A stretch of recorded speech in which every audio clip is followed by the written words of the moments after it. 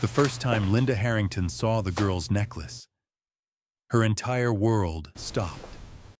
It wasn't just jewelry. It wasn't just gold. It was the ghost of a night she had buried 20 years ago. A secret she swore no one would ever uncover. But here it was, shining beneath the collarbone of her son's girlfriend. A golden sun pendant, etched with a single letter. S. In that instant, the past crashed into the present. Shame, fear, and the memory of a baby she once held in the rain, and then walked away from. What happens when the sins of yesterday walk through your door today? What happens when love collides with bloodlines and truth threatens to tear a family apart? If stories like this move you, stories of truth, healing, and the voices that were never meant to be silenced, subscribe to Black Voice Matter, because every story deserves to be heard. And now, let us return to the night it all began.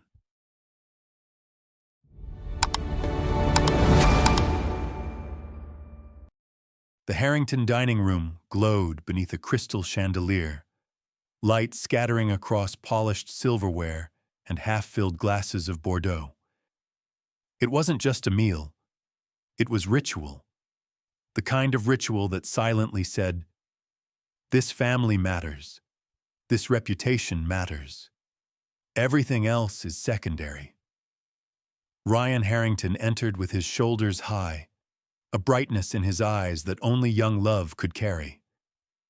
Beside him walked Aaliyah Brooks, 16, quiet confidence wrapped in a navy blue dress that was simple, maybe too simple for a place like this. Her shoes were clean but worn. Her presence, though, was undeniable. "Mom, Dad," Ryan began proudly, "this is Aaliyah."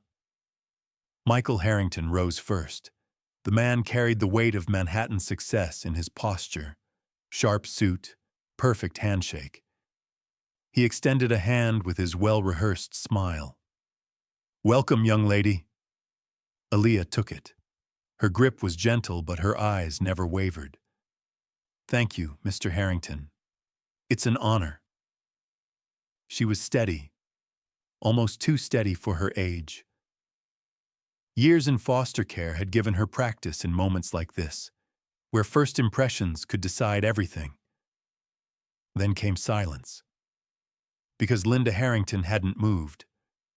Her hand hung frozen mid-air, wine glass trembling, her gaze locked on Aaliyah's chest. The necklace, a golden sun pendant glimmering under the chandelier. The same pendant Linda had buried in a jewelry box almost 2 decades ago. The same pendant she once left with a child she swore never to think of again. Her face went pale. Her breath caught. She blinked once, twice, but the necklace didn't vanish. It was here, alive. Around the neck of a girl her son had just called his. Ryan didn't notice. He leaned in, eager. "She's brilliant, Mom. She teaches coding to kids at the Chicago shelter. That's where I volunteer. She's incredible." Michael smiled politely, but his eyes darted between his wife and the necklace. He could sense a storm. He just didn't know its name yet. Aaliyah spoke carefully, her tone polite but firm. "I've always loved solving puzzles. Robotics, AI. I'm preparing my application for Columbia." Michael nodded slowly. "That's impressive. Very impressive." Still, Linda said nothing. Her silence chilled the table. Her fingers tightened on the stem of her glass until her knuckles whitened. Then, with a brittle voice, she set the glass down and whispered, "Excuse me. I'll be right back." She rose, stiff, porcelain-like, and left the room without another word. The hallway stretched long and heavy with portraits of Harrington ancestors. Linda's heels clattered against the marble, each strike echoing her heartbeat. Inside the master suite, She locked the door with trembling hands. Her eyes fell to the antique jewelry box she hadn't touched in years. She opened it with shaking fingers. Beneath pearls, beneath diamonds, it waited. The twin. A golden sun pendant, etched with the same letter, S, her vision blurred with tears. Memories clawed back. Boston, rain hammering on pavement. Her 20-year-old self, terrified, clutching a newborn. Her parents' voices, "If you keep this baby, you're no longer our daughter." Her own shame, her own fear, the decision. She laid the child down. She left the necklace. She walked away. And now, 2 decades later, that same necklace had walked back into her life. Not in a dream, not in memory, but in flesh and blood, sitting across the dining table from her son. Downstairs, silence still lingered. Aaliyah sat with poise, though her fingers brushed the pendant unconsciously. She had no idea of its history, only that it was hers. The one piece of identity she had carried all her life. Ryan reached under the table, squeezing her hand.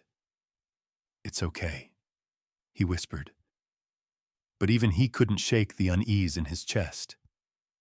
Michael tried to fill the air with small talk, but his gaze drifted toward the hallway where his wife had vanished. He knew something had cracked open tonight. In America, a necklace is rarely just jewelry. It can be inheritance. It can be memory. It can be the one thread tying a person back to where they came from. For Black children in foster care, these little objects are often everything.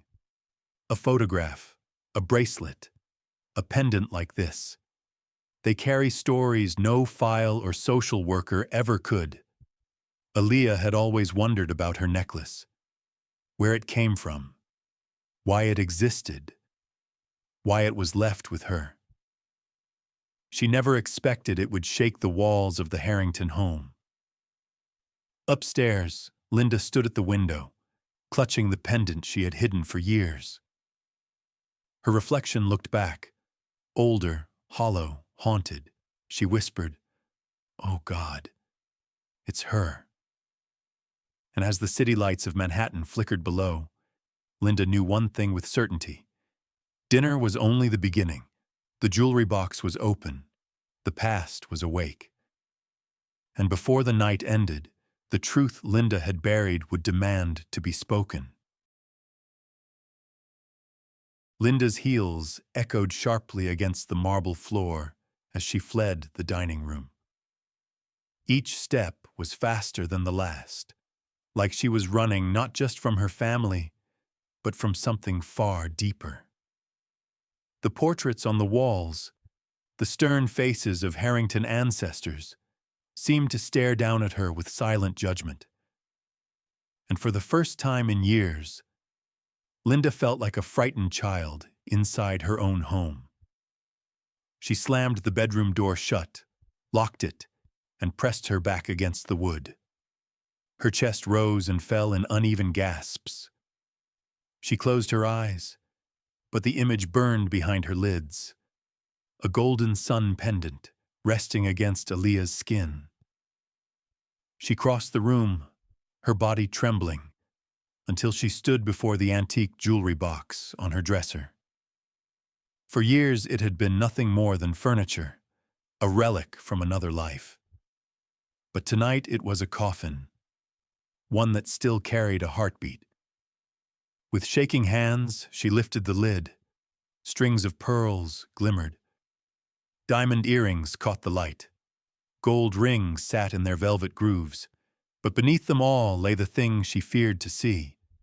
A necklace, the same design, the same golden sun, the same letter etched in its center. S. The air left her lungs. Her knees almost gave way. She picked it up, and the metal was cold, biting into her palm. Yet inside her chest a fire raged. Memories tore through her like glass. Boston. She was 20, bright and reckless, living in a dorm where life felt endless and rules felt optional. That was where she met him. A boy with skin darker than hers. A boy with laughter that felt like freedom. He was everything her world told her to avoid. And maybe that was why she fell so hard.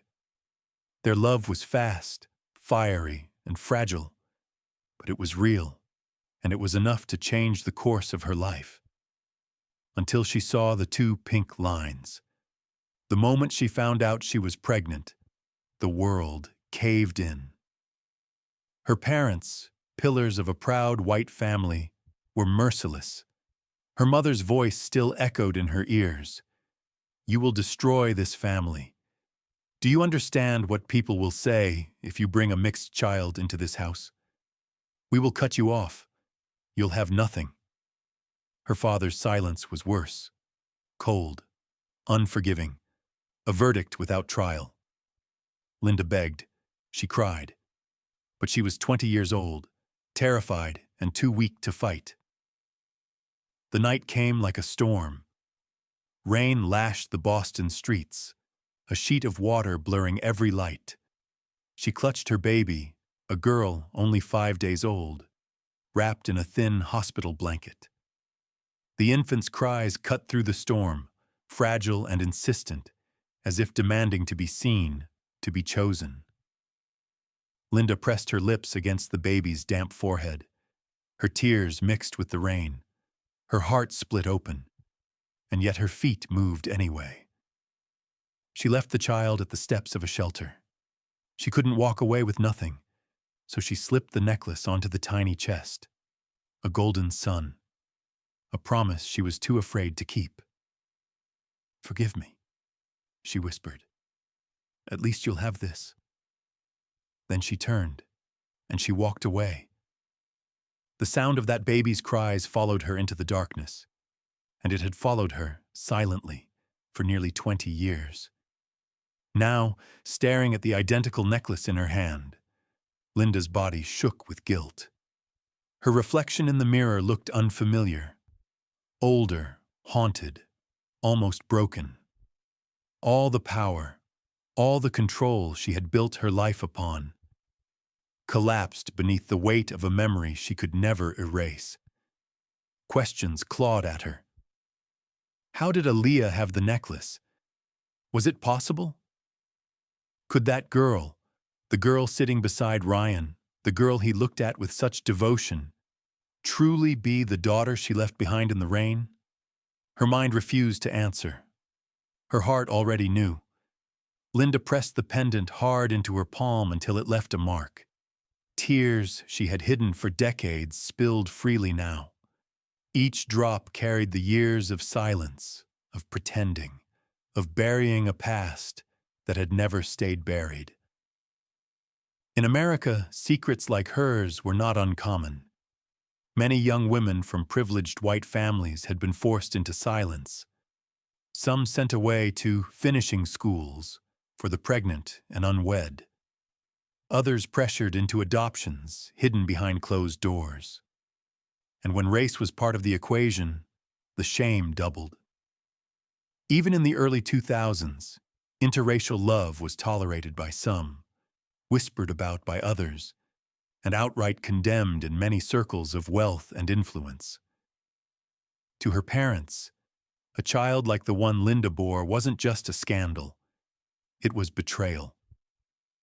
It was proof that the world they built, polished, white, untouchable, was already cracking. Linda had chosen survival. She chose silence. And in doing so, she abandoned the only life that had ever truly belonged to her. Now that life had walked back through her door, wearing a necklace she once left behind. A girl who had grown up in foster care, searching for her identity in a system that failed too many like her. A girl who had made her way into Ryan's world, unaware she was also tied to Linda's past. Linda wiped her face with the back of her hand, though the tears kept coming. Her body shook with the collision of past and present. If Aaliyah was that child, then every carefully constructed lie of the last 20 years was about to unravel. Her marriage, her reputation, her son's future, everything. She whispered into the empty room, her voice cracking, "What have I done?" Downstairs, the dinner table sat in uneasy silence. Michael tapped his glass, restless. Ryan squeezed Aaliyah's hand, trying to comfort her. And Aaliyah, without knowing why, brushed her fingers against the pendant resting on her chest. The necklace gleamed under the chandelier, as if it carried a voice of its own, a signal, a warning, a reminder that secrets cannot stay buried forever. And for Linda Harrington, the night had only just begun. The jewelry box was open. The past was awake. And soon, the world of a girl who had grown up in foster care would unfold, revealing how a single pendant had carried her through years of loneliness, and how it would lead her straight back to the family that once left her behind. Aaliyah Brooks grew up never knowing the meaning of home, not in the way most children do. For her, home was a revolving door, one foster placement after another, each promising safety, each unraveling in its own way. Chicago was her backdrop, not the glossy skyline people saw on postcards, but the neighborhoods where concrete cracked beneath sneakers, where police sirens were lullabies, and where children learned early that life wasn't fair. Aaliyah was small when she entered the system, too small to remember who had left her, too young to know why. The only thing she carried was the necklace, a tiny golden sun with the letter S carved into its center. She clutched it like a lifeline. When the world shifted, when caseworkers came with clipboards and packed her few belongings into black garbage bags, the necklace was the one thing she refused to let go of. It wasn't just jewelry. It was her question mark, her silent hope that somewhere, someone had loved her once. Her earliest memory was of a foster house on the south side. The walls smelled of mildew. The foster mother smoked cigarettes on the porch, her voice hoarse from yelling at the half-dozen kids who filled the rooms. Dinner was powdered mac and cheese, cheap hot dogs, food that filled stomachs, but never hearts. At night, Aaliyah would lie on the thin mattress, holding the pendant to her lips, whispering, "Who are you? Where did you come from?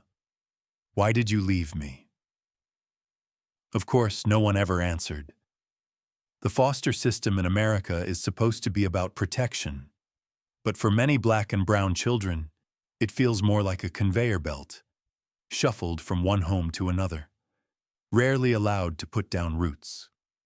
By the time she was 10, Aaliyah had lived in 7 different placements. Some were tolerable, some were nightmares. One home had older boys who mocked her skin tone and tugged at her curly hair until she cried.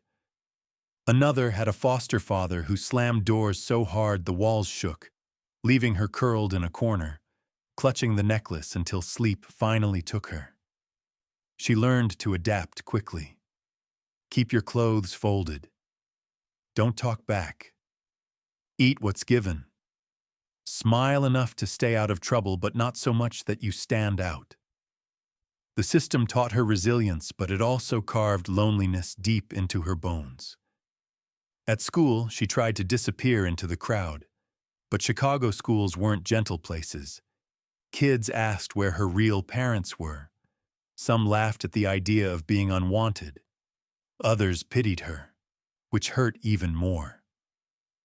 She carried her pain quietly. The necklace dangled under her shirt like a secret.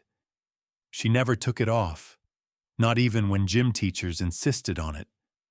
She would clutch it before every test, before every fight, before every night she cried herself to sleep. There was one placement, when she was 12, that nearly felt like a home. The foster mother was kind, weary but kind. She made pancakes on Sundays and asked Aaliyah about her day. For a few months, Aaliyah let herself believe stability was possible. But stability is fragile in the foster system. When funding cuts hit, the woman could no longer afford the extra mouths to feed. The kids were scattered, and Aaliyah was once again stuffed into the back seat of a social worker's car. The necklace pressed against her chest as she stared out the window, telling herself not to cry. She didn't want to give the world the satisfaction. Statistics back up what children like Aaliyah live every day. Across America, Black children are disproportionately represented in foster care. According to national data, while Black kids make up about 14% of the child population, they account for more than 23% of children in the system. And once in, they stay longer. They are adopted less frequently. The cycle of instability becomes their normal. For Aaliyah, those numbers weren't just statistics. They were her life. She saw other children, lighter-skinned, sometimes white, sometimes mixed, chosen by families who wanted to adopt. She watched as they packed their bags with joy while she packed hers with resignation. It etched a message into her heart. You are harder to love. But Aaliyah wasn't ordinary.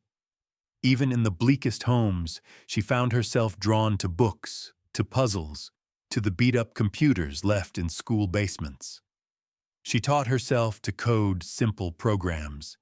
She fixed broken circuits. She once stayed up all night trying to rewire a busted toy robot from Goodwill, just to see if she could make it move. And when it spun in circles, sparking and buzzing, she laughed, really laughed, for the first time in months. Technology became her escape. It was logic in a world of chaos. It was order in a life defined by instability.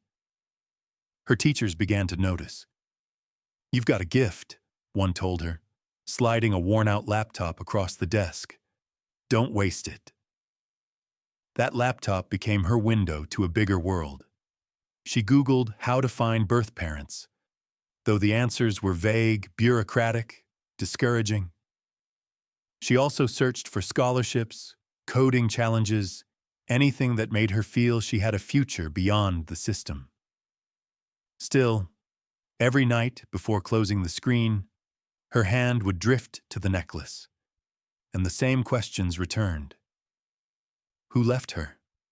Why the letter S? And did it mean she was ever truly wanted? There were moments when the foster system nearly broke her, when a caseworker sighed and said, "We'll find you another placement," as if she were furniture. When another foster mother accused her of stealing food she never touched. When classmates mocked her hair, her skin, her lack of a real family. She wanted to scream sometimes, to rage against the unfairness. But instead, she learned to turn that rage inward, to fuel her drive. If I don't have a family to fight for me, she thought, then I'll fight for myself. And yet, no matter how strong she tried to be, loneliness crept in. At night, she pressed the pendant to her lips, whispering, "Don't forget me. Whoever you are, don't forget me." Sociologists often describe foster care as a cycle of survival rather than growth. But what they rarely capture is the quiet heroism of children like Aaliyah. Every morning she got up, braided her hair, went to school, and faced the world with a straight spine, even when the world told her she didn't matter. Maya Angelou once wrote, "You may encounter many defeats, but you must not be defeated." Those words, though Aaliyah had never read them then, lived in her every day. She had been defeated many times, but she refused to stay down. By 16, she had lived in 12 foster homes. Each one left a mark. Each one taught her something. How to cook with almost nothing. How to read people's moods within seconds. How to hold her pain quietly. And how to survive. Through it all, the necklace never left her side. It was scratched now, worn with time, but still intact. To others, it was just a trinket. To Aaliyah, it was proof. Proof that her story began somewhere. Proof that she wasn't just a case number. Proof that someone, once, had left her something of value. She believed, or at least hoped, that the necklace meant she hadn't been completely abandoned. That maybe, just maybe, someone once cared enough to give her a piece of themselves. And that hope carried her forward. Through every home.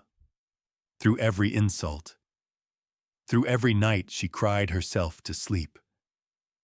It carried her all the way to the night she walked into the Harrington dining room, where her necklace would collide with another, hidden in a jewelry box upstairs. Where her past, her pain, and her unanswered questions would finally begin to unravel.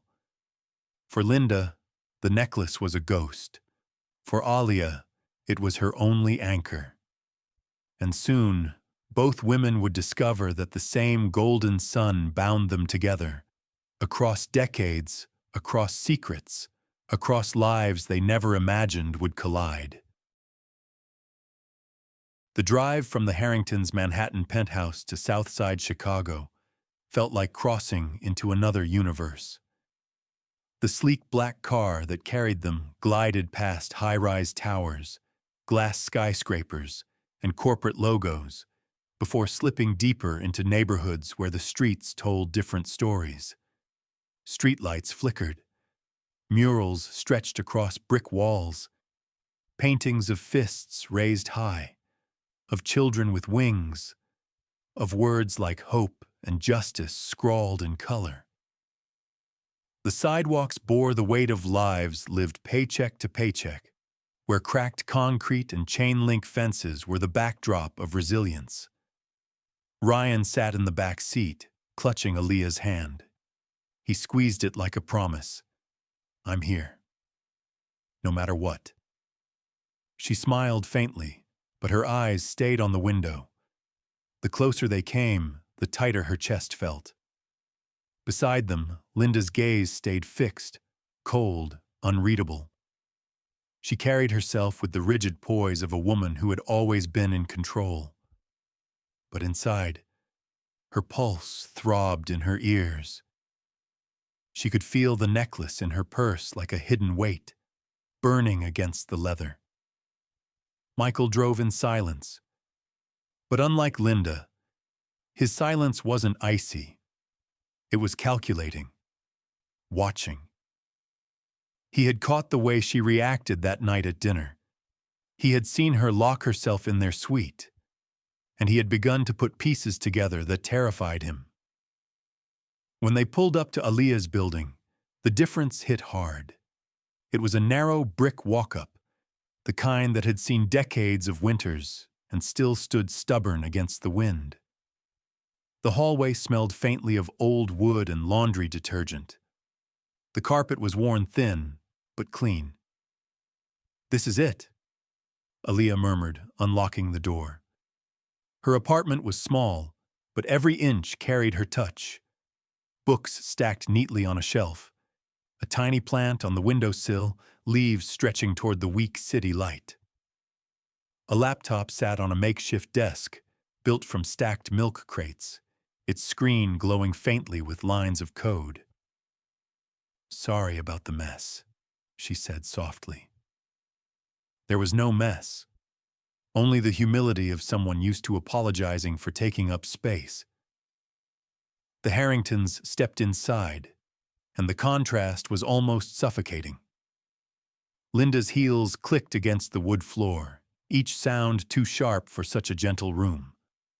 Michael glanced around, eyes narrowing. For all their wealth, there was something here he respected, a sense of earned dignity, of survival. Ryan broke the silence with a smile. I love it. It's you. Aaliyah's lips curved, just barely, before she ducked her head. She moved quickly to the bedroom, pulling a fireproof box from beneath her bed. Her hands trembled as she carried it back. Inside was a manila folder, thin, worn at the edges. "This is all I have," she whispered, offering it to Linda. Linda's fingers shook as she reached for it. She opened the file, each page heavier than the last. The first was a hospital intake note. Female infant, African American, approximately 5 days old, found abandoned near Lincoln Park shelter, wearing necklace, gold sun pendant, etched with letter S. The words blurred through Linda's tears. Her breath hitched. She felt the room spinning, as if the walls were closing in. Michael stepped closer, reading over her shoulder. And there it was. Confirmation. The necklace wasn't coincidence. This wasn't chance. This girl wasn't just Ryan's girlfriend. She was something else entirely. Beneath the intake form was a social worker's note, dated 2007. Infant appears healthy. Anonymous caller reported location. Caller's voice, female, mid-30s, educated. Refused to give name. Stated, "She's safer without me." Linda's lips trembled. She whispered, barely audible, "Oh my God." Her hand rose to her mouth, trying to hold in a sob. Ryan frowned, confused. "What does that mean? Mom, do you know something?" She didn't answer. She couldn't. Michael turned sharply to her, his voice low, taut with anger. "Linda, tell me you had nothing to do with this." But Linda's silence screamed louder than words. Her eyes refused to leave the file, as if it were pulling every breath, every secret from her chest. Ryan looked between them, his heart pounding. "What's going on? Somebody please tell me what's going on." Aaliyah stood frozen, her back pressed to the wall. Her eyes brimmed with tears, but she refused to let them fall. Her whole life she had been searching for clues, and now, in a single folder, the truth had begun to surface. A truth that threatened to break her before it could set her free. The room was silent except for the hum of the city outside. Linda sank slowly onto the couch, the file in her lap, her shoulders collapsing under its weight. Michael's jaw tightened. He paced, running a hand over his face. He wasn't just angry. He was afraid. Because if this was true, then the woman he had built his empire with, the mother of his son, had carried a secret that could destroy everything. He looked at her, his voice low and sharp. "Tell me the truth, Linda. Was it you? Were you the one who left her there?" She didn't deny it. Her silence was enough. For Aaliyah, the words on those papers were more than ink. They were the answer to the questions she had whispered to her necklace every night. Who left me? Why? And now the answer was sitting right in front of her, in the form of the woman who had glared at her across the dining table. Her chest ached, but her voice was steady when she finally spoke. "So it was you." Linda flinched. Her tears fell freely now. I was young. I was scared. I didn't know what else to do." The words hung in the air, hollow. No excuse could soften the wound of abandonment. Ryan staggered back, his world tilting. "You're saying she might be my—" He couldn't finish. The contrast between the worlds could not have been sharper. The penthouse life of crystal and silver, the modest apartment of survival and grit. And yet, here in this small Chicago room, the truth held more weight than any skyscraper in Manhattan. The necklace, the file, the silence. All of it was undeniable. Outside, a train rumbled past, its wheels screeching on the tracks, the sound vibrating through the walls. It was as if the city itself knew a collision had just begun, one that would shatter the Harrington family forever. Michael turned away from his wife, his face pale, his fists clenched. In that moment, a seed of suspicion rooted deep in his heart. Suspicion not only of Linda's past, but of whether he had ever truly known the woman he married. And in the quiet aftermath, with the file still open on the table, one thing was certain. The truth was no longer buried. Ryan's heart raced as he stared at his mother, his girlfriend, and the file that tied them together. The walls of Aaliyah's small apartment seemed to press in on them, trapping them all inside a secret too heavy to contain. And soon, confrontation would be inevitable. The room felt smaller than it was. The walls of Aaliyah's modest apartment pressed inward, trapping 4 lives that had just collided. The manila folder sat open on the coffee table, its thin pages somehow heavy enough to fracture everything they thought they knew. Linda's face was pale, her hands trembling as they clutched the file. Tears streaked down her cheeks, but her silence was louder than sobs. Michael stood stiffly, his jaw clenched, staring at his wife like she was a stranger. The quiet fury in his eyes spoke of betrayal, not just of him, but of a life built on lies. Ryan's chest heaved, his eyes darting between his mother and the girl he loved. Confusion, panic, anger, they all mixed into something he couldn't name. And Aaliyah? She stood against the wall, the necklace glinting faintly against her collarbone. Her entire body was still, but her eyes burned. She had waited her whole life for answers, and now that they were here, they cut like glass. Finally, Ryan broke the silence. His voice cracked as he demanded, "Mom, tell me the truth. Was it you? Were you the one who left her?" Linda's lips quivered. She wanted to deny it, to say no, to sweep the past back under the rug. But the necklace, the file, the very presence of the girl staring at her made lies impossible. She swallowed hard, her voice barely above a whisper. "Yes." The words shattered the air. Ryan staggered back as if struck. You left her? A baby? You abandoned her?" Linda's tears fell harder. "I was young. I was scared. My parents—" "Don't you dare!" Aaliyah's voice cut sharp, steady, trembling with rage. "Don't you dare make this about being scared. I was the one who grew up in the system. I was the one shuffled from home to home like luggage. Do you have any idea what that does to a child?" Linda's sobs broke into hiccups, but Aaliyah pressed on. "I was treated like I was disposable, like I was a mistake. And all this time you were living in a penthouse pretending I didn't exist." Her words sliced through the room. Ryan turned to his mother, his face twisted in disbelief. "She's right. You left her, and you never told anyone? You raised me, but you let her grow up thinking she wasn't wanted?" Linda's voice cracked. "I wanted her. I loved her. But my parents threatened to disown me. I was 20. I didn't know how to fight them.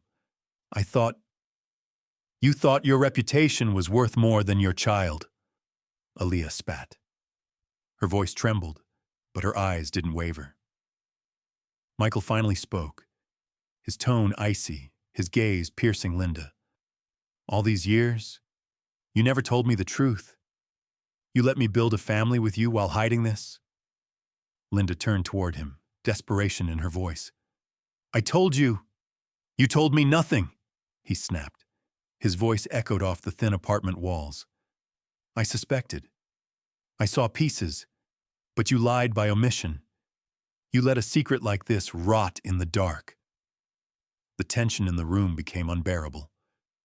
Ryan sank onto the couch, his head in his hands. His voice was hollow.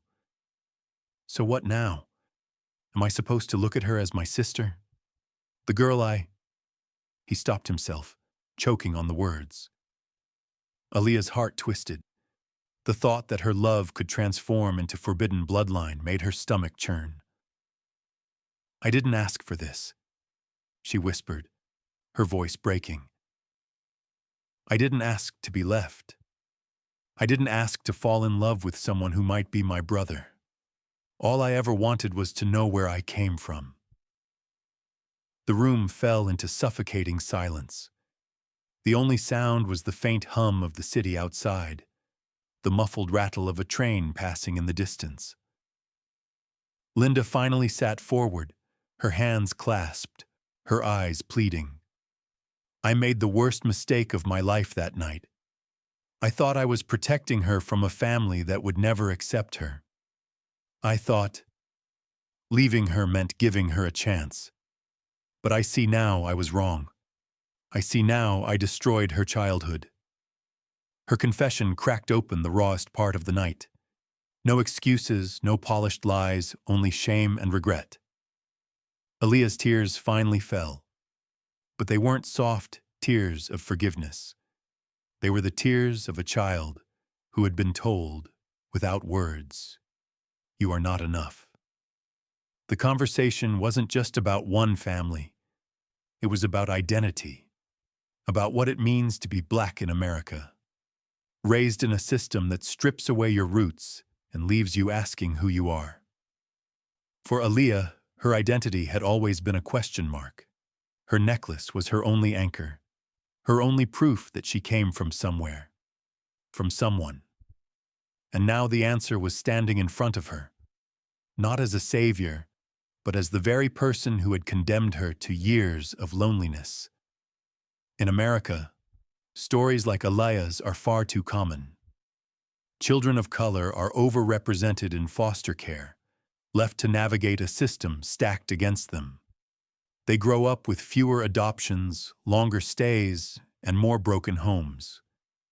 Many of them are told, in ways subtle and overt, that they were accidents, mistakes, burdens. Aaliyah had lived that reality. Now she had to live the truth, that her own mother had been the one to cast her into it. Ryan lifted his head, his eyes bloodshot. I don't know how to process this. I don't know who I am anymore. The girl I love might be my sister. My mother is someone I don't even recognize. My whole life feels like a lie. His words carried the weight of a boy caught in a storm too big for him. He looked at Aaliyah, his voice breaking. And you deserved better. You deserved everything I had and more, and you got nothing. Aaliyah shook her head slowly. I got something. I got strength. I survived. That's more than anyone expected of me.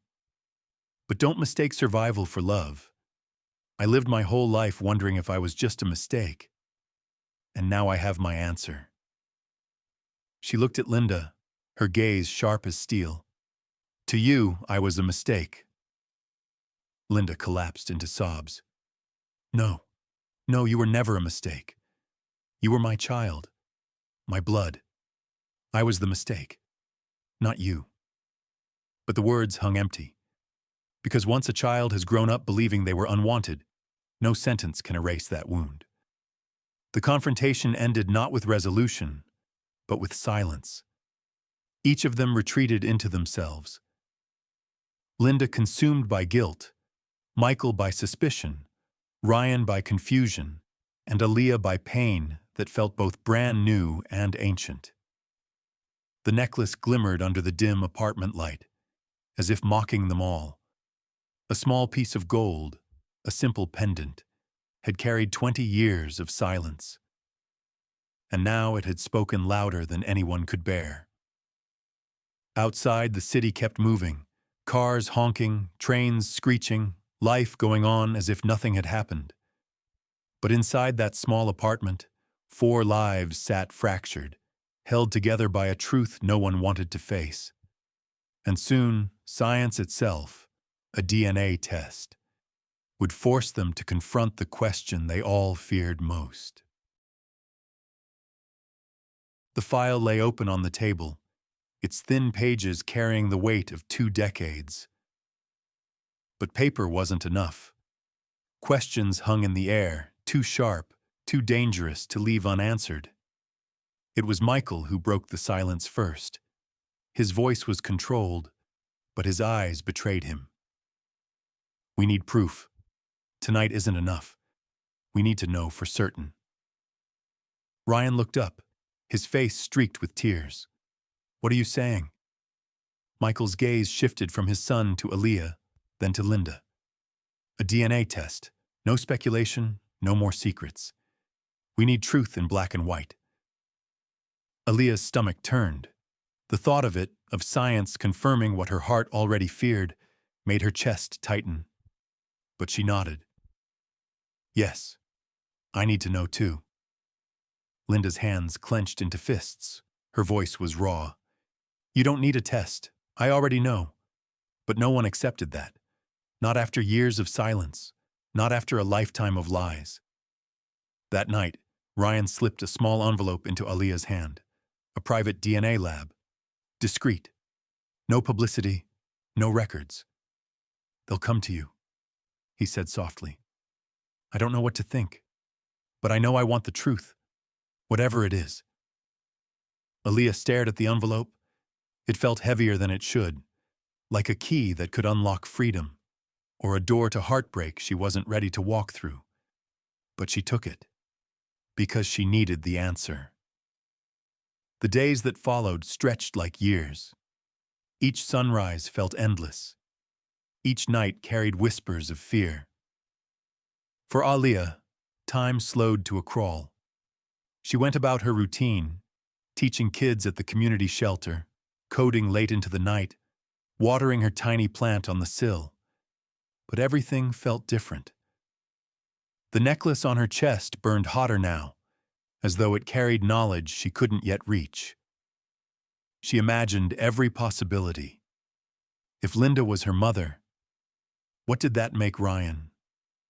What did that make the love she felt? Was her life about to collapse under a truth too cruel to bear? And if Linda wasn't her mother, then what was she? Just another child lost in the system, still wandering, still rootless. Neither answer felt safe. Both carried pain. Ryan struggled too. He tried to call Aaliyah every night, but his words were clumsy, tangled. Sometimes he wanted to hold on to her, to promise nothing could change the way he felt. Other times he recoiled, terrified that the test would brand their love as forbidden. He stared at old photos of his childhood, searching for clues. Did his mother's eyes carry the weight of another child? Did her smile hide the shadow of guilt? The questions haunted him until sleep became a stranger. Linda barely left her suite. She sat by the window of the penthouse, clutching the necklace she had hidden for so long. Her reflection in the glass showed a woman unraveling, the sharp edges of wealth and power slipping away, revealing the broken girl who had once stood in the rain. She whispered to herself in the darkness, "I failed her once. If this test proves it, I'll fail her again." But the truth was, she already had, and no science could erase the years Aaliyah had lived without her. Michael's mind churned differently. He paced the apartment, phone in hand, searching. DNA testing, private labs, stories buried in news articles. He found them everywhere. Families torn apart by results. Secrets unearthed through spit samples sent to companies like 23andMe or Ancestry.com. Brothers discovering they weren't brothers. Fathers learning they weren't fathers at all. Children uncovering half-siblings scattered across the country. The truth, once hidden behind closed doors, was now delivered by email. Science didn't care about family honor. It didn't care about reputation. It simply revealed what was there, cold and undeniable. And Michael wondered, when the email came, would it destroy them or set them free? 3 days crawled by. Aaliyah hadn't slept. Her laptop screen glowed late into the night, but her eyes never really saw the code she typed. Her thoughts circled the same questions, over and over. On the third afternoon, as rain tapped against her window, her phone buzzed. A single email. Her breath caught in her throat. She clicked it open with shaking hands. Results: 99.9% probability of direct maternal relationship to Linda Harrington. No paternal match to Michael Harrington. The words blurred, her chest tightened, her hands fell into her lap. It was true, all of it. When Linda read the results, she broke down completely. She stood on the rooftop garden of the penthouse, clutching her own necklace like it was a lifeline. The city roared below, alive and indifferent. "I failed her twice," she whispered into the wind. "Once when I left her, and again when I saw her and felt only shame." Michael stood behind her, arms crossed, his silence cutting deeper than words. She turned, desperate. "She hates me." I saw it in her eyes. "She has every right to," Michael replied coldly. "But hate doesn't have to be the end of this story." Linda's tears blurred the skyline. She didn't believe him. Back in her apartment, Aaliyah sat on her bed, knees drawn to her chest, clutching the necklace she once thought was just a trinket. It was no longer just her anchor. It was her inheritance of pain. She had a mother, she had answers, but instead of peace, all she felt was betrayal. She whispered into the empty room, "Why wasn't I enough?" No one answered. The truth was out now. Cold, final. But DNA didn't mend wounds. It only revealed them. And for the Harringtons, the question wasn't whether the truth existed. It was whether they could survive it.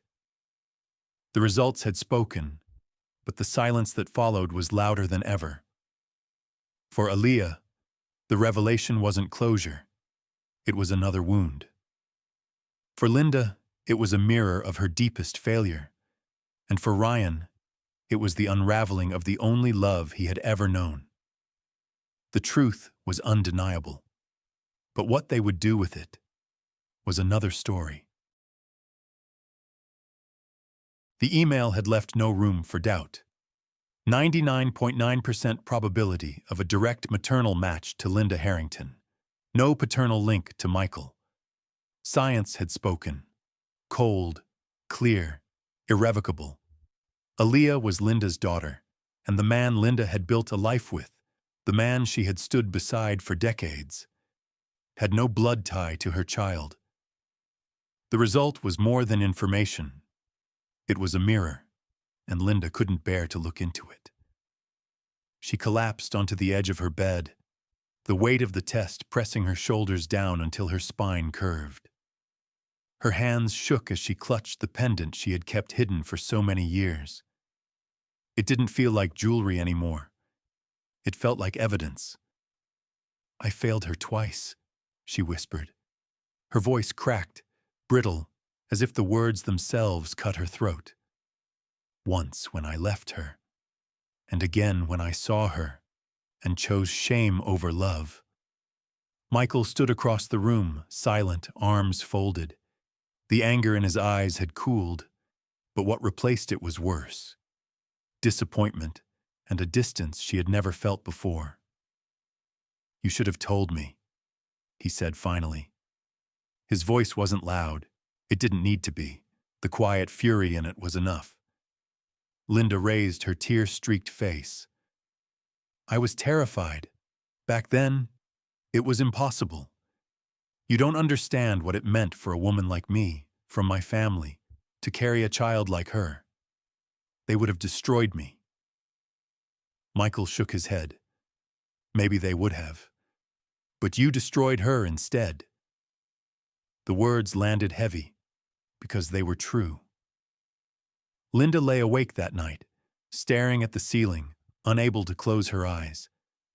The memories returned in fragments. Her mother's harsh voice, her father's cold stare, the rain-slicked streets of Boston. She remembered clutching that tiny bundle, hearing the infant's cries pierce the storm, and she remembered walking away. She told herself, then and for years after, that she had no choice, that she was too young, too powerless, too cornered. But the truth was simpler, crueler. She chose herself. She chose survival, and Aaliyah had paid the price. Now, with the truth exposed, Linda realized the wound she thought she had buried was still open, and it bled more than ever. For Aaliyah, the DNA test wasn't closure. It was confirmation of what she had always suspected. She had been unwanted. Yes, she now knew her mother's name. She even knew her face. But what good was that, when the face was the same one that had looked at her across a dinner table with cold disdain? She lay in her small apartment, necklace pressed against her chest, wondering if identity was worth the pain it carried. All she had wanted was truth. But truth, it seemed, wasn't always freedom. Sometimes it was another cage. The story wasn't just theirs. It belonged to an entire generation of women who had been cornered by shame. In the early 2000s, America was shifting, but not fast enough. Single mothers still carried stigma, whispered about in church pews and shunned at dinner tables. And when the child was interracial, the judgment doubled. In wealthy, white families like the one Linda came from, the scandal wasn't only about being unwed.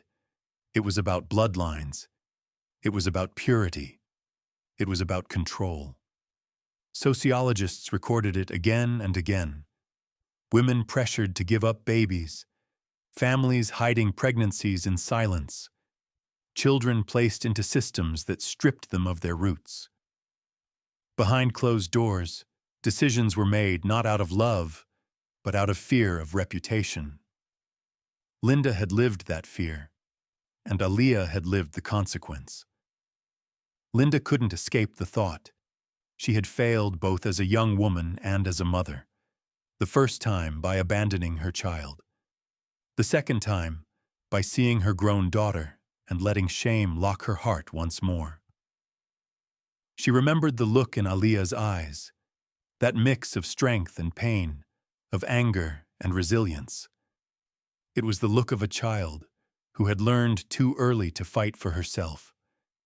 The look of someone who had grown strong not because of her mother, but in spite of her.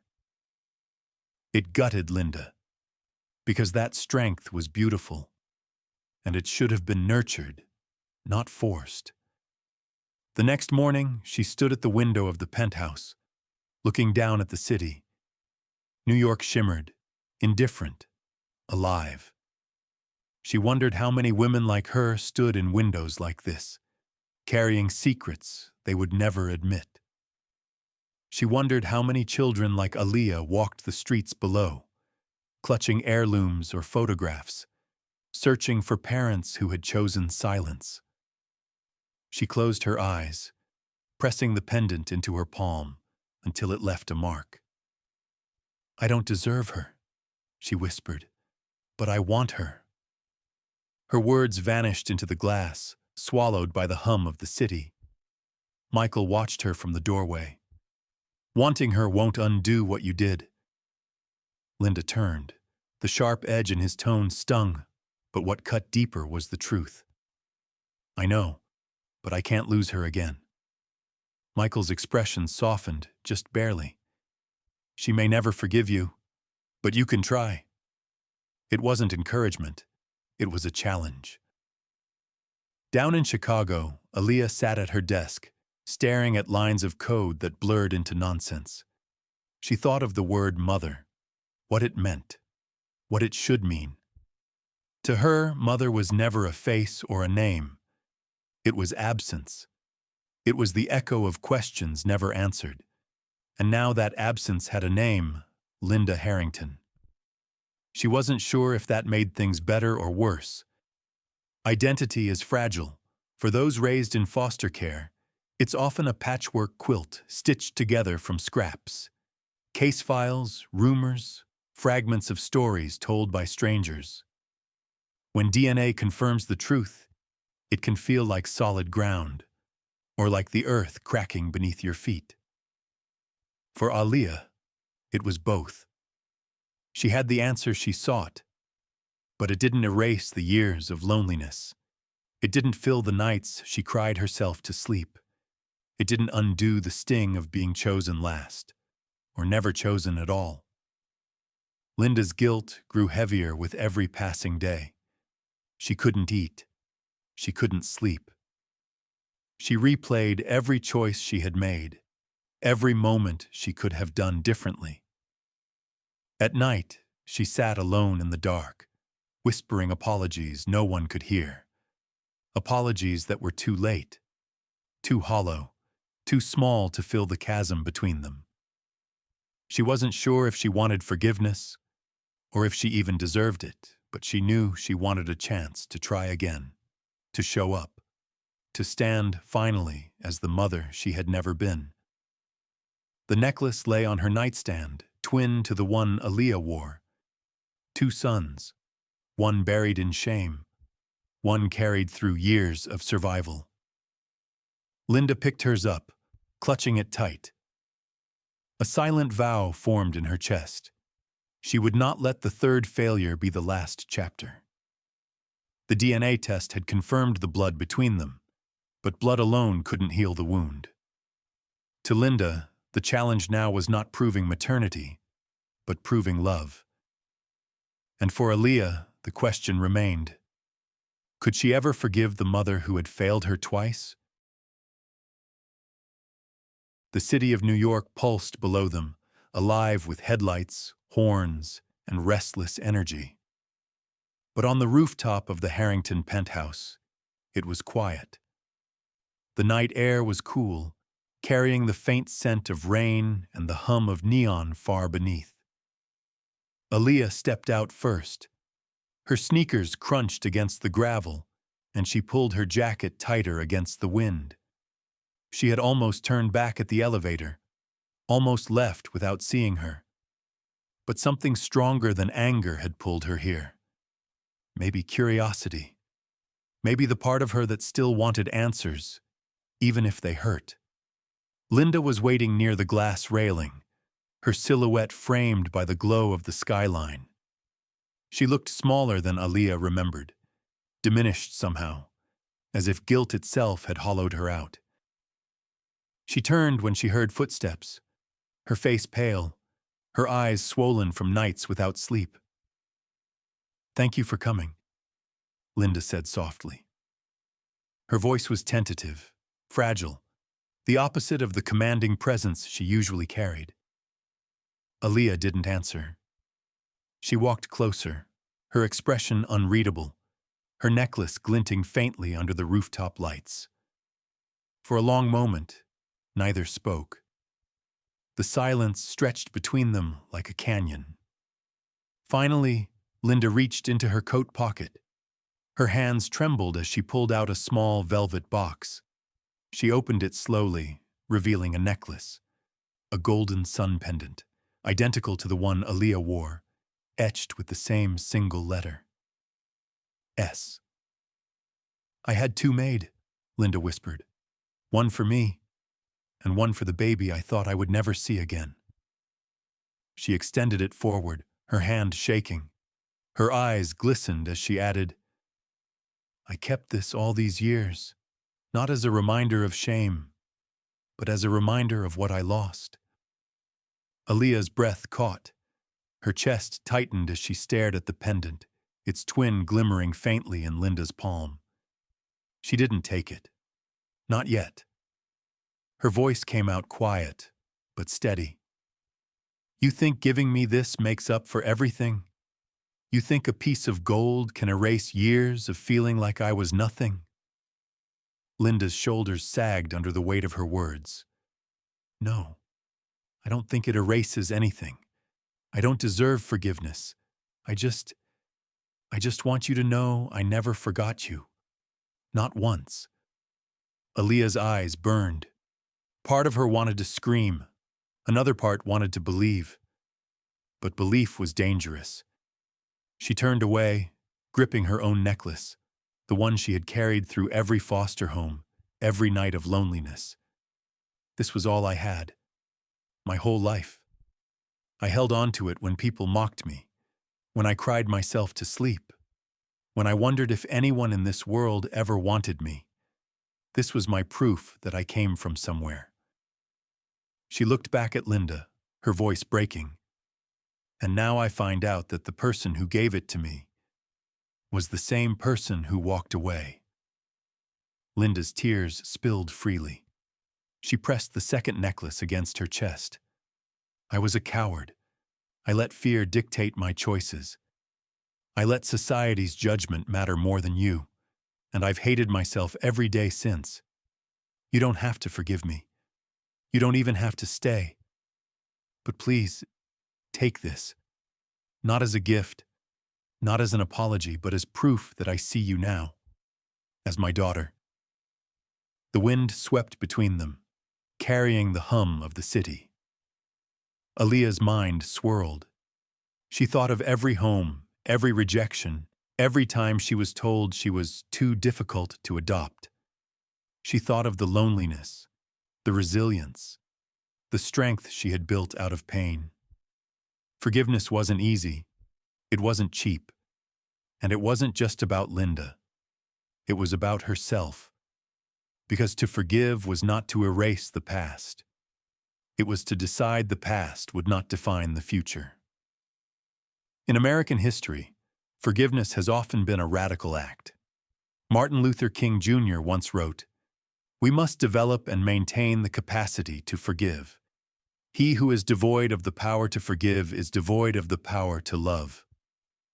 For the civil rights movement, forgiveness wasn't weakness. It was strength, a refusal to let hatred dictate the terms of existence. And in more recent years, movements like Black Lives Matter carried that same spirit. Not forgiveness in the sense of forgetting injustices, but in reclaiming dignity, in refusing to let pain silence voices. Forgiveness, in its truest form, was about choosing life over bitterness. Aaliyah knew this. She had grown up in a world that tried to write her off.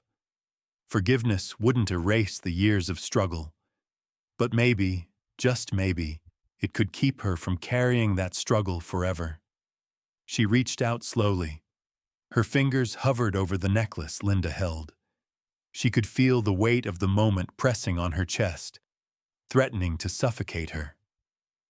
Finally, she took it. Her hand trembled as she closed her fist around the pendant, but she didn't put it on. "I don't know if I can forgive you," she whispered. "Not yet. Maybe not ever. But I'll take this as a reminder of who I am. Not just because of you, but because of what I survived." Linda's breath hitched, but she nodded, tears sliding down her cheeks. "That's more than I deserve. Thank you." They sat side by side on the rooftop bench, the city stretching endlessly before them. For a while they didn't speak.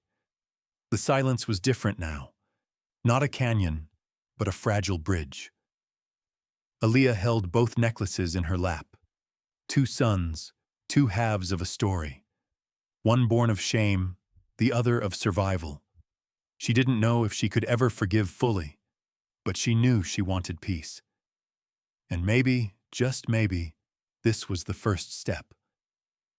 Linda turned her head, her voice low. "I don't want to fail you a third time. Tell me what I can do."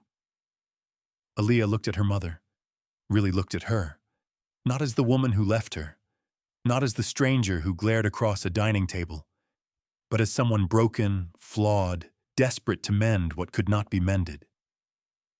Her answer came slow, deliberate. "Show up, not just for me, for the kids still in the system, for the ones who don't have a voice. Do that, and maybe we'll find a way." Linda nodded, her tears mixing with the night air. For the first time in 20 years, she felt purpose return, not to erase the past, but to redeem the future. The skyline shimmered, endless and bright. Aaliyah slipped the second necklace into her pocket. She wasn't ready to wear it. Not yet. But she carried it anyway, because forgiveness, like healing, was a journey. and tonight was only the beginning. In the weeks to come, Linda would wrestle with how to turn regret into action, and Aaliyah, though hesitant, would watch carefully. Forgiveness wasn't guaranteed, but a seed had been planted, one that could grow into something larger than either of them alone. The rooftop conversation had ended not with a hug, not with forgiveness, but with something else. A fragile thread. A beginning. Linda carried Aaliyah's words with her. Show up. Not just for me, for the kids still in the system.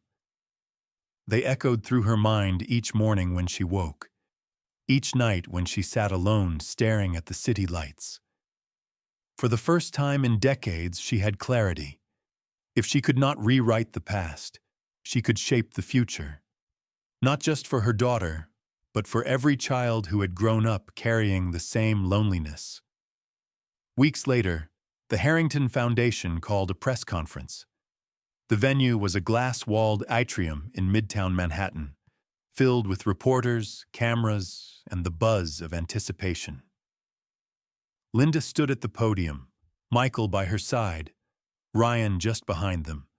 But at the center of it all was Aaliyah, seated in the front row. She wore a navy blazer over her simple dress, her necklace glinting faintly.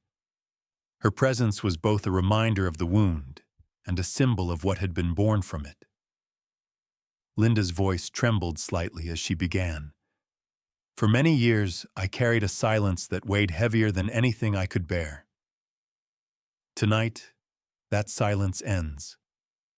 Tonight, we announce the launch of the Aaliyah Sunlight Initiative, a scholarship program for children in foster care, especially young people of color, who dream of pursuing STEM.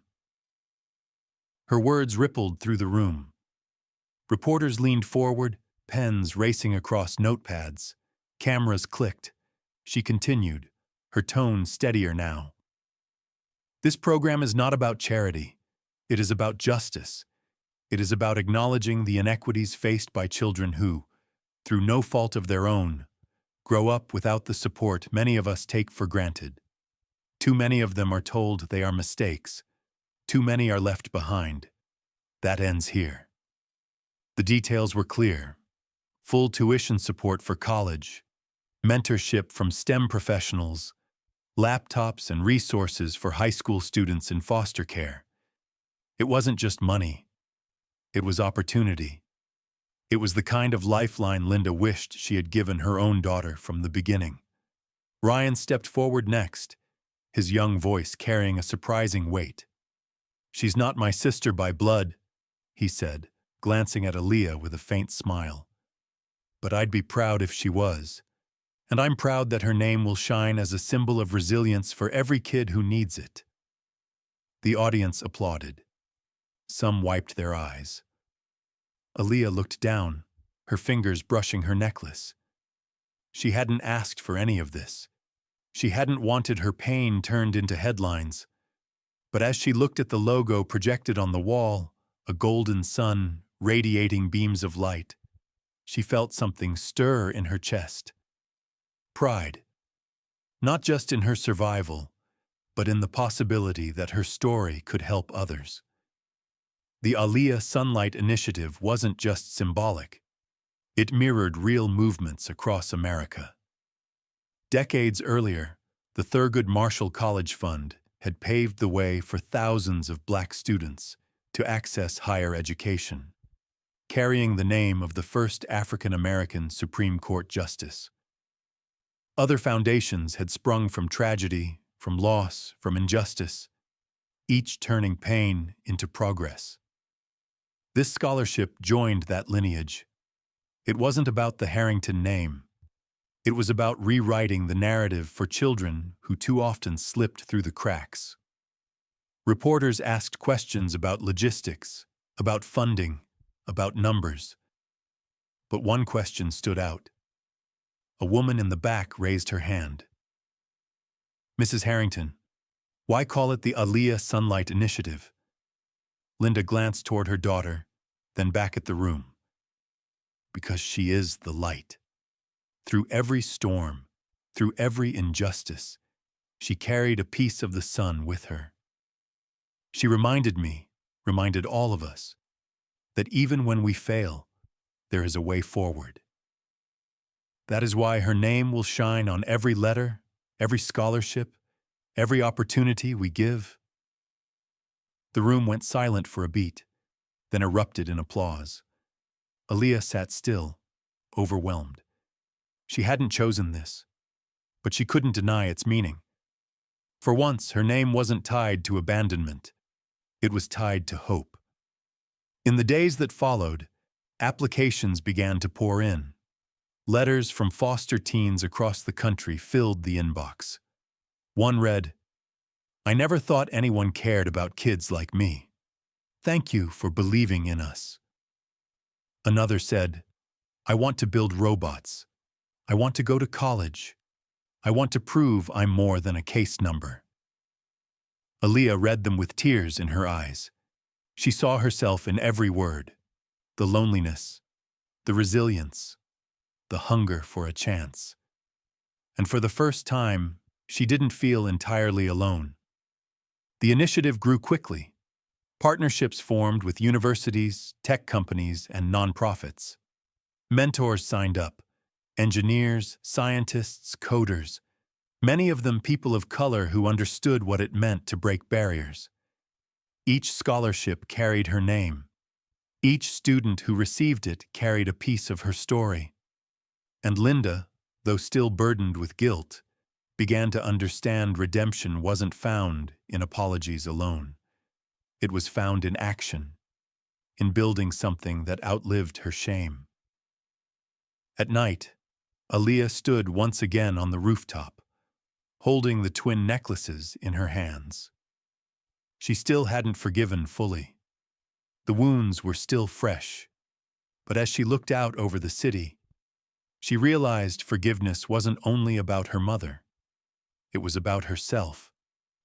By allowing her story to shine light on others, she was refusing to let her pain define her. She was choosing to transform it. Forgiveness in American culture has always been complicated. It has been preached from pulpits, chanted in marches, written into the legacy of leaders like Martin Luther King Jr., who declared, "Forgiveness is not an occasional act. It is a constant attitude." And in movements like Black Lives Matter, forgiveness has taken a new form, not passive acceptance of injustice, but the radical choice to stand, to heal, to demand change while refusing to let hatred be the final word. The Aaliyah Sunlight Initiative carried that same spirit. It didn't deny the pain. It didn't erase the past. But it insisted on turning grief into growth and silence into opportunity. On the night of the launch, after the cameras left and the applause faded, Aaliyah found herself standing alone in the atrium. Linda approached quietly, unsure if she was welcome. For a moment, they simply looked at each other. Then Aaliyah spoke. "You didn't just make this about me. You made it about all of us. That's something." Linda swallowed hard. "I wanted to honor you, but more than that, I wanted to follow your lead. You told me to show up. This is me, trying." Aaliyah didn't respond right away. She looked at the golden sun projected onto the wall, her name shining beneath it.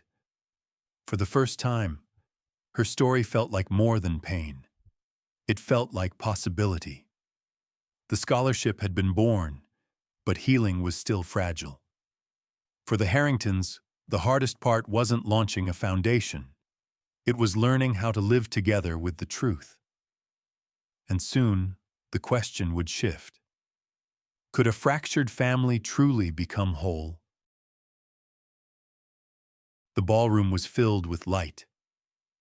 Rows of chairs stretched across polished floors, cameras perched on tripods, reporters scribbling in notepads. It was the official launch of the Aaliyah Sunlight Initiative. But for Ryan Harrington, it was more than that. It was his moment to speak. He stood at the podium, shoulders squared, his voice carrying a mix of youth and determination. For a moment he hesitated, glancing at Aaliyah seated in the front row. Her face was calm, but her eyes told a story only he could read. A lifetime of wounds, a lifetime of strength. He took a breath, the kind that steadies you before you leap. Then he spoke. Most of you know me as Ryan Harrington, son of Michael and Linda Harrington. But tonight, I want to talk about someone else. Someone who has changed my life. The room hushed. Flashbulbs clicked. He continued, his voice stronger now. Her name is Aaliyah, and I want to say this clearly. Even though she is not my sister by blood, I am proud, so proud, to call her my family. A ripple moved through the audience. Some gasped, others clapped. The cameras flashed brighter, capturing every word. Ryan's gaze never left Aaliyah. She didn't grow up with silver spoons or penthouse ceilings. She grew up in foster care, carrying nothing but a necklace and a question. And yet here she is, teaching, coding, building her own future. She is strength. She is resilience. She is what family means to me. Aaliyah's eyes shimmered. She hadn't expected him to say it out loud, to claim her not in whispers but in front of the world. Ryan pressed his palms on the podium, his voice steady now. Family isn't just blood. Family is who stands by you when the world tells you you're alone. Family is who chooses you, again and again. And tonight, I choose her. The room erupted in applause. Not polite applause, but something raw, real. Reporters scribbled furiously, their headlines already forming. But Ryan didn't care about the cameras. He cared about Aaliyah sitting there, watching him, finally being seen. Later, when the event ended, Aaliyah found him backstage. Her voice was soft, but it carried weight. You didn't have to say that. Ryan smiled, a little sheepish. Yes, I did, because it's true. She looked at him, her throat tight. You realize the world will twist it, right? They'll write headlines. They'll speculate. Let them. He interrupted gently. His tone was steady, almost protective. I'm not ashamed of you. Not of who you are. Not of where you came from. The world needs to hear that family can look different. And if I have to be the one to say it first, then so be it. Aaliyah exhaled, her shoulders softening. She had never asked to be claimed. But in that moment, hearing his words, she realized how much it mattered. In America, the definition of family has always been complicated. Once it was narrow, confined by tradition and bloodlines. But over time, it expanded. Today, blended families, where children from previous marriages come together, are common. Interracial families, once whispered about, are now celebrated on magazine covers and in TV commercials. Chosen families, groups of friends who become siblings, mentors who become parents, are lifelines, especially for those abandoned by circumstance. Ryan's words echoed that truth. He was declaring, not just for himself, but for anyone who ever felt excluded. Family is bigger than blood. Linda listened from the side of the stage, her heart aching. Her son's words were everything she hadn't been able to say, and they carried a conviction that gave her hope. Michael, too, felt something stir. For all his suspicion and distance in recent weeks, he couldn't deny the pride he felt watching his son speak with such clarity.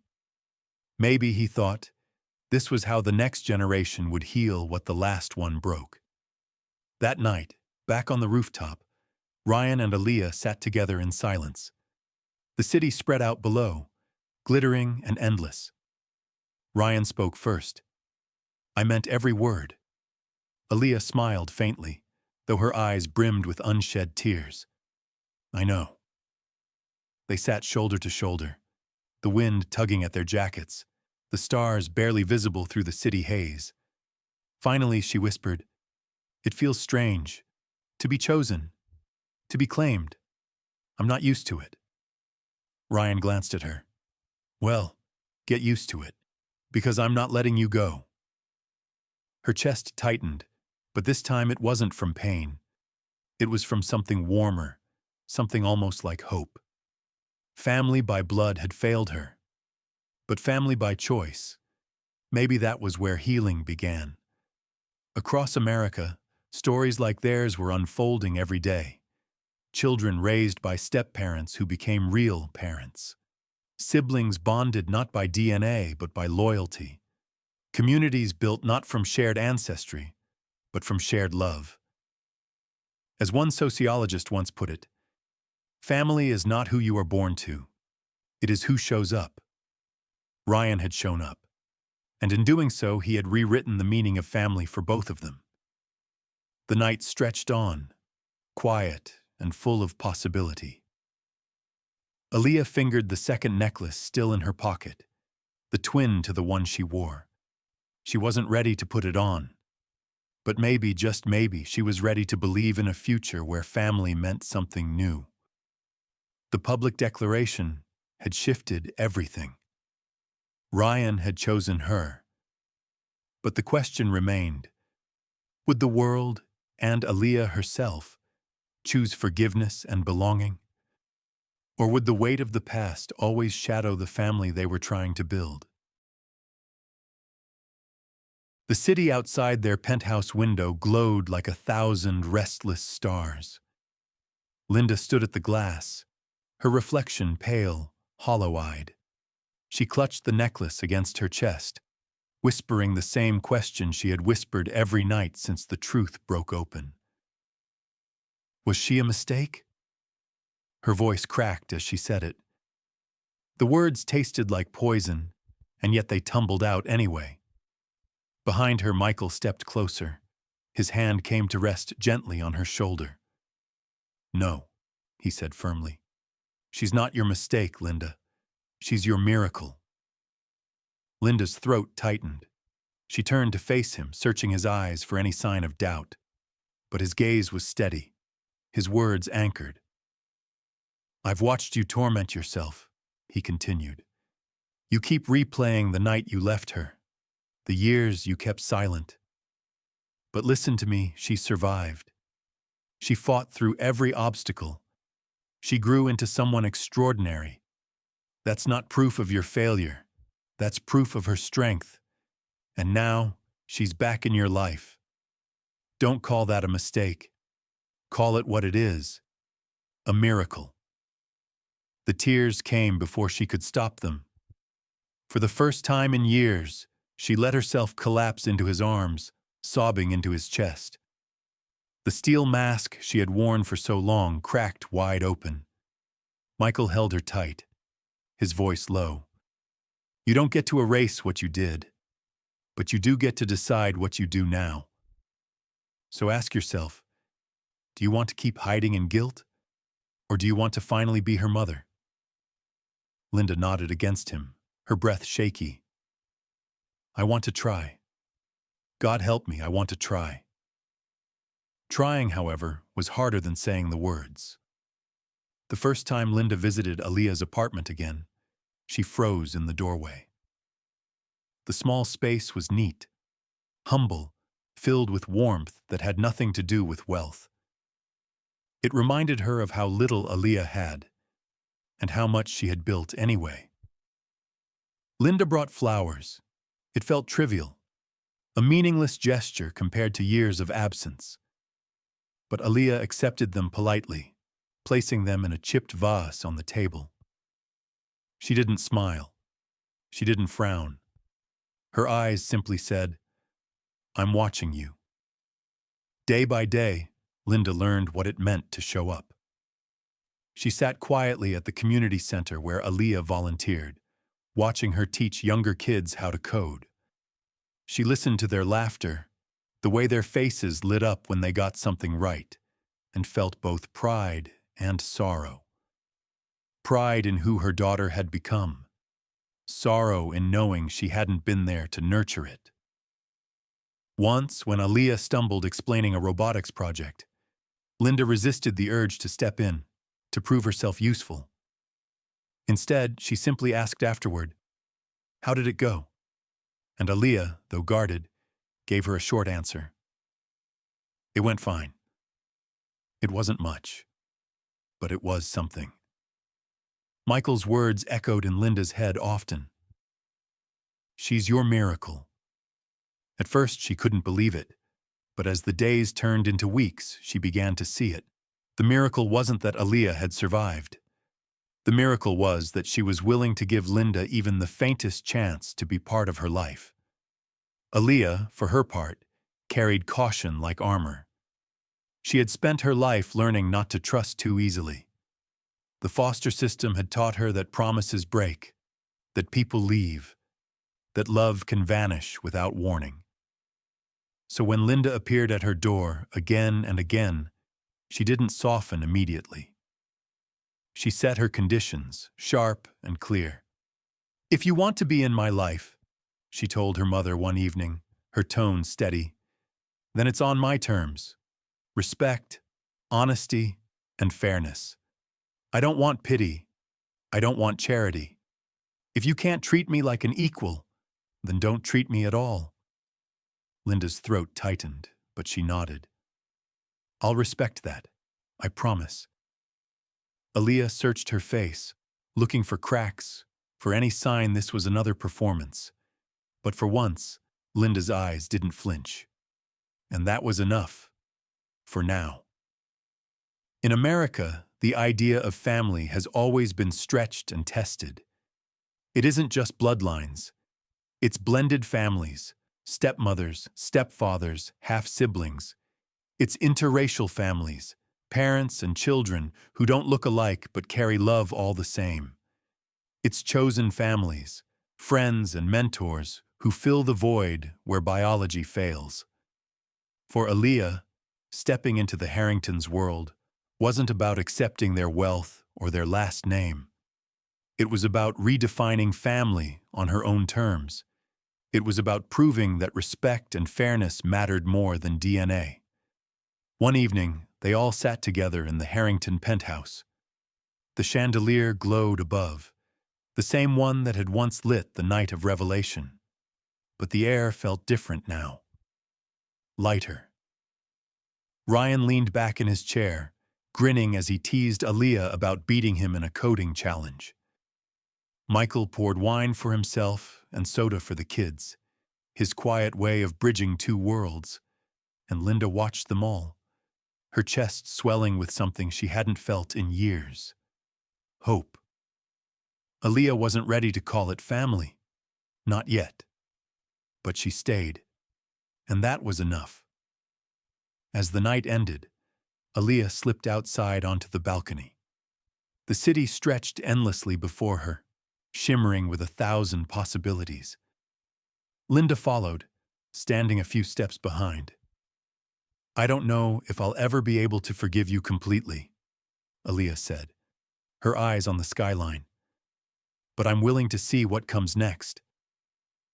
Linda's throat tightened. She stepped closer, careful not to intrude. "That's all I ask. One step at a time." For the first time, Aaliyah turned, her expression softening just enough. "Then let's see where it goes." And so, slowly, painfully, a new family began to take shape. Not perfect, not without scars, but real. The question, miracle or mistake, no longer mattered. Because the answer was clear. Aaliyah wasn't a mistake. She was the miracle that forced them all to face the truth. The miracle that gave them a second chance at love. The fragile bridge between them had been built. But bridges are tested by storms. And soon, both Aaliyah and the Harringtons would discover whether their newfound bond could withstand the weight of the past and the gaze of the world. The community center buzzed with energy on a Saturday afternoon. The walls were lined with posters of smiling kids, computers humming softly in the corner, and the sound of keyboards tapping as teenagers tried their hands at coding. At the center of it all was Aaliyah. She bent down beside a 12-year-old boy, guiding his hand across the keyboard. "No, see? If you put the semicolon here, the program won't run. Try it like this." The boy's eyes lit up as the screen responded, a small robot whirring to life on the table. He laughed, clapping his hands together. "I did it," Aaliyah smiled. "You did. You just needed a little guidance. That's all any of us need sometimes." The room was filled with moments like that. Small victories, bursts of laughter, the quiet confidence that came from being told, "Yes, you can." Aaliyah moved from desk to desk, encouraging, correcting, celebrating. Every time a child succeeded, she saw a piece of herself reflected in their joy. Linda stood in the doorway, watching silently. She saw her daughter in motion, alive, radiant, unbroken despite everything. It was like looking into a mirror of the past and the future at the same time. She remembered her own youth, when she had been full of dreams, before fear and shame had crushed them. She saw the child she had abandoned, and the woman that child had become despite it all. Tears welled in her eyes, because for the first time, she understood that her daughter wasn't just surviving anymore. She was leading. She was becoming what Linda had never dared to be, a force of change. Later, as the kids filed out, Aaliyah wiped down the tables and powered off the laptops. Linda approached quietly, holding 2 cups of coffee. "I thought you could use this," she said, her voice gentle. Aaliyah hesitated, then took the cup. "Thanks." They stood together in the empty room, silence stretching between them. "You're good with them," Linda said finally. Her voice was thick with pride and regret. "You remind me of who I might have been if I had been braver. Watching you is like watching the second chance I never gave myself." Aaliyah looked down at her coffee. Her heart tightened. She didn't know how to respond to words like that, words heavy with both admiration and guilt. So she said simply, "They deserve someone to believe in them. I know what it feels like when no one does." Linda nodded, tears threatening again. "And that's what makes you extraordinary." As weeks turned to months, the Aaliyah Sunlight Initiative grew. More kids entered the program. More laptops arrived. More mentors signed on. Each story was different, but the thread was the same. Children who had been told they didn't matter, now being given the tools to prove they did. Aaliyah mentored not just with her skills, but with her story. She told them about the nights she cried herself to sleep in foster care. She told them how she clung to a necklace when the world gave her nothing else. And she told them that survival wasn't the end of their story. It could be the beginning. The kids listened, wide-eyed, hanging on every word, because she wasn't just a teacher. She was proof. Proof that pain could be transformed. Proof that their circumstances didn't define their future. Linda often sat in the back of those sessions, quiet, unnoticed. She didn't need to speak. She just needed to see. And what she saw was a new legacy forming before her eyes. For so long, she had believed legacy was wealth. Penthouses, foundations, family names engraved in stone. But here, in this modest room filled with second-hand computers and children of foster care, she saw the truth. Legacy wasn't what you left in bank accounts. It was what you planted in hearts.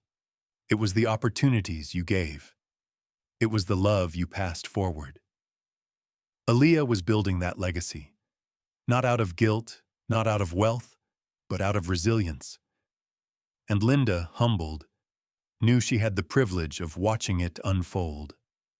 One evening, as the city lights flickered on, Linda sat beside Aaliyah after a long mentoring session. The kids had gone home, but their laughter still echoed in the room. "You've changed me," Linda admitted. "I thought I would be the one teaching you how to live in this family, but it's the other way around. You're teaching me how to be a mother." Aaliyah's eyes softened. Her guard, though still there, lowered just slightly. "I don't need a perfect mother," she said quietly. "I just need someone who shows up, every time." Linda reached out, placing her hand gently over her daughter's. "Then that's what I'll be, from now on." For the first time, Aaliyah didn't pull away. In American culture, legacy is often measured in material wealth, homes, businesses, inheritances. But there is another kind of legacy, less visible, but far more powerful. It is the scholarship named after a child once abandoned. It is the mentorship that breaks cycles of silence. It is the choice to turn guilt into opportunity, pain into purpose, absence into presence. The Aaliyah Sunlight Initiative was more than a foundation. It was proof that love, even delayed, could still ripple outward. That one broken bond could lead to the healing of hundreds more. Months later, during the annual gala of the initiative, Aaliyah stood on stage. Her voice was steady, her presence commanding. "I used to think I was a mistake," she told the crowd. "But now I see I was never a mistake. I was a story waiting to be written. And tonight, I see that story continuing. Not just through me, but through every child this initiative will help." The applause thundered, but Aaliyah's eyes found Linda's in the crowd. And in that silent exchange, they both understood. Forgiveness was not an event. It was a journey. And they were walking it together, step by step. In the end, this story wasn't just about a necklace. It wasn't just about a mother's failure or a daughter's pain. It was about transformation. Aaliyah's life proved that legacy isn't about what you own. It's about what you give. It's about planting seeds of love, respect, and opportunity in places where they once seemed impossible. In America, in every corner of the world, children are waiting for someone to believe in them, waiting for someone to show up. And sometimes it takes one act of courage, one story of survival, to light the way. So let this story remind us, our greatest inheritance isn't wealth, it's compassion. It's the choice to turn mistakes into miracles. And it's the courage to say, family is who we choose to fight for. If this story touched you, share it with someone who believes in second chances. And remember to subscribe to Black Voice Matter, where stories like this remind us that love is bigger than blood, and forgiveness is always possible.